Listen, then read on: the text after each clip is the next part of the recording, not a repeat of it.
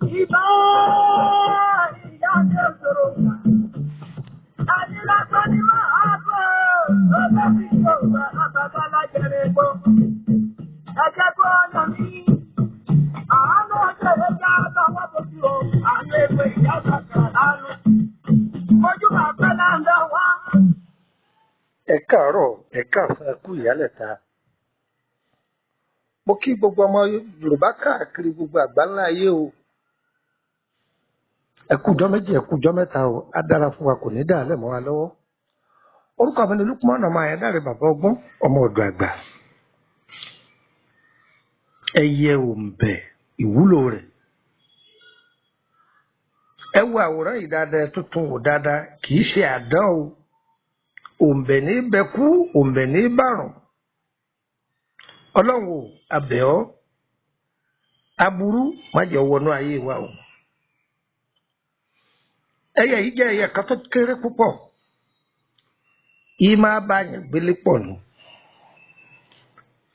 Tí a bá wo àwọn ilé kan tó wà ní bí agboolé, kódà ó lè jẹ́lé fúláàtì tí ẹ kọ́ gan náà, ẹyẹ yìí ní sábà máa gbénú ilé pẹ̀lú èèyàn. Ẹ̀rí wọn ó sùjọ, wọ́n máa ń pọ̀, wọ́n máa sùn bẹ́ẹ̀ bí àdán lórí. Òun ní kékeré yìí.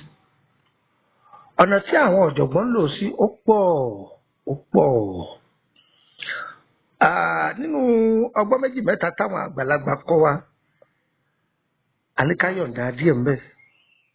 Ẹyẹ òǹbẹ̀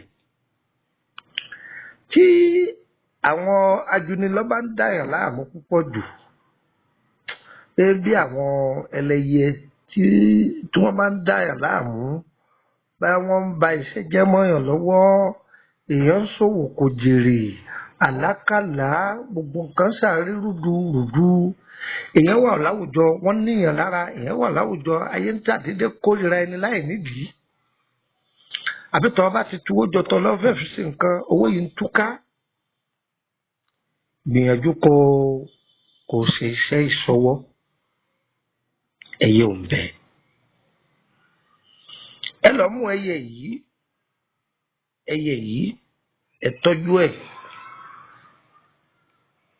Ẹ gbọ́ mi, ẹ tọ́jú ẹyẹ yìí, ẹ tọ́jú mẹ́ta rẹ̀. Ẹyẹ kòwé olórí dúdú, ẹ tọ́jú mẹ́ta rẹ̀. Ẹ ti tọ́jú mẹ́ta. Bẹ́ẹ̀ ṣe wá tọ́jú mẹ́ta yìí, ẹ tọ́jú odidi atare mẹ́ta. Ẹ wá ja ìwé oríjì yọ pọ̀, ẹ kó lé lórí. Ẹ jò. Tẹ́ bá ti jò tán, ẹ dà á sóyin. Ẹ máa fi lo ẹ̀kọ́ gbígbóná. Mo fi Ọlọ́run ọba tọ́lẹ̀ mímí búra o. Tí ọba ń lo iṣẹ́ yìí, kéèyàn ó ti máa bínú rẹ̀ láti 20 ọdún, ìwọ gan rí i pé yóò bẹ̀rẹ̀ sí ní máa dunnú sí ọ. Tí ayé bá wà nídìí ọ̀rọ̀ èèyàn, ṣùgbọ́n o, ẹ jẹ́ kí n pè wá tòsí o. Tọ́ bá ń lo iṣẹ́ yìí, o gbọ́dọ̀ láwọ́ o, ọ máa ṣètọrẹ àánú gan ni o. Torí ìwọ gan rí i pé àwọn tí wọ́n ń bá ọ, àwọn eléyìí ọ yàtọ̀, ṣàdédé wọ́n máa tọrọ nǹkan lọ́wọ́ rẹ̀. Gbìyànjú kó máa fún wọn. Sọpóde ní. Mo rò pé mo ṣàlàyé ẹ̀ fún wa dáadáa. Tọ́lá àwọn èèyàn máa sọ pé ọ̀pọ̀lọpọ̀ fídíò wà mí ṣàlàyé délé. Mo rò pé mo ṣàlàyé ó yé wa yé ké báyìí nísìn. Ẹlòmíì lè béèrè pé ǹjẹ́ ojoojúmọ́ la máa fi lògì gbígbóná ni, àbí ṣé dandan ni kó jẹ́ ògì gbígbóná? Àwọn bàbá wa ògì gbígbóná ni wọ́n lò. Ṣùgbọ́n wá wádìí pé ṣé lẹ́yìn ògì gbígbóná kò sí nǹkan míì tá a lè fi lò. Wọ́n léèyàn lè gbé omi kaná, kó bọ́ìlì omi, kó bù sínú omi gbígbóná kó mú. Àtúwádìí míì kí la tún lè fi lò. Wọ́n léèyàn tún lè fi mu tíì. Kí la tún lè fi lò? O tún lè fi wọn kọ́stáàdì. Ọ̀tán kó sàti papọ̀ mọ́ nǹkan gbígbóná kó lè wọ́ọ̀mù ara rẹ̀, kó lè papọ̀ mẹ́jẹ̀. Ìpè ọ̀fọ̀ tí lò ó, ìdákọ̀ tí fọ́ o. Nọ́mbà wo lẹ lè fi darapọ̀ mọ́ wa bóyá ẹ fẹ́ join WhatsApp group. WhatsApp group méjì ló kú sí. Mo ní private, mo sì ní public. Private yìí owó ni wọ́n fi wọ́n bẹ̀ 5,000 ni. ó sì máa san 5,000 monthly. Wọ́n fẹ́ bẹ̀rẹ̀ nípa àlá rẹ ni àbí àwọn àjọ kan la ṣàlàyé ìtumọ̀ rẹ̀ òyì ọ́ àásọ yéké àbí o fẹ́ máa bèrè àlá rẹ lóòrèkóòrè ìgbésẹ̀ tó gbé ni. Ṣùgbọ́n pọ́blíkì ò ní sanwó wọn ọ̀fẹ́ lọ́wọ́ bẹ̀ ṣùgbọ́n láǹfààní àti béèrè kankan. Tó bá fẹ́ béèrè sírí ẹjọ́ ayé rẹ ó wà ní private ní àbọ̀wá public ọ̀sánwó ẹ̀ lọ́tọ̀ òṣìjẹ́ nù.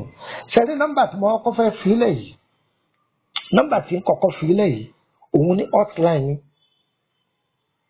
Ẹ máa pè mí lórí WhatsApp ẹ̀.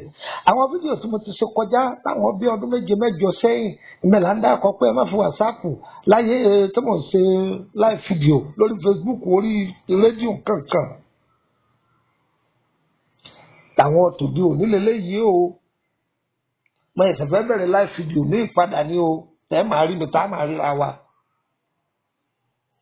Ìjẹ́gbọ́n mi gbẹ́gbẹ́ yín dẹ́ béèrè ìwé ìtumọ̀ àlá kò sí ìwé ìtumọ̀ àlá kankan lẹ̀ mọ́ òtí tán o. Gbà táwọn tó ṣe piracy ẹ̀ jáde torí ẹ̀ ẹ̀yin dẹ́ béèrè PDF kò sí o ẹ̀ má béèrè ẹ̀ mọ́ o. Ẹ fẹ́ béèrè fún ìtọ́jú ara nípa ìlànà ewé àtagbò. Èyí tá a bá mọ̀ nípa rẹ̀ kọjú ẹ̀dá wa tí ọba ti jẹ́ tiwa sọ fún yín pé ẹ kọjá sílé lóògùn ìbò ọ̀tán àwa kì í fi kàn bọ̀ kàn nú lẹ́yìn wa kò ní yẹ ẹ lẹ́ o. Ọ̀yá +23480 3298 ẹ gbọ́ dáadáa +23480 3298 hotline àkọ́kọ́ nù.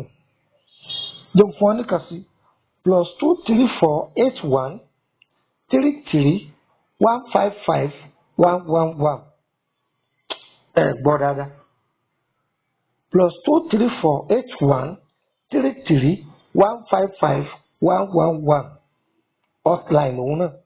Sọ wá rí nọ́mbà abẹ̀nà tí mo fẹ́ fi ilẹ̀ yìí fáǹfààní ẹ̀yin tẹ ẹjọ́ mọ ọbẹ̀nà àbáwọn ọmọ French country mo fẹ́ fi ilẹ̀ o.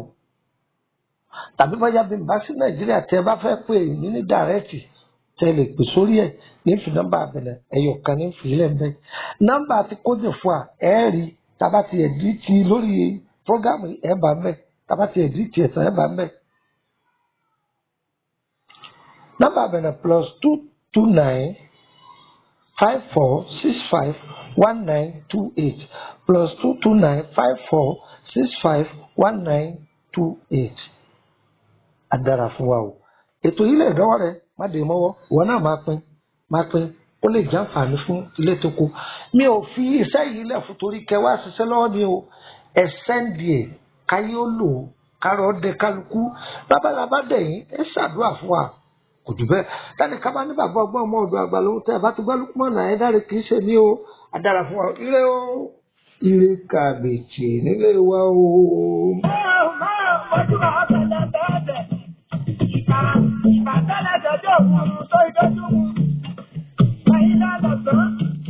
Ìbàdàn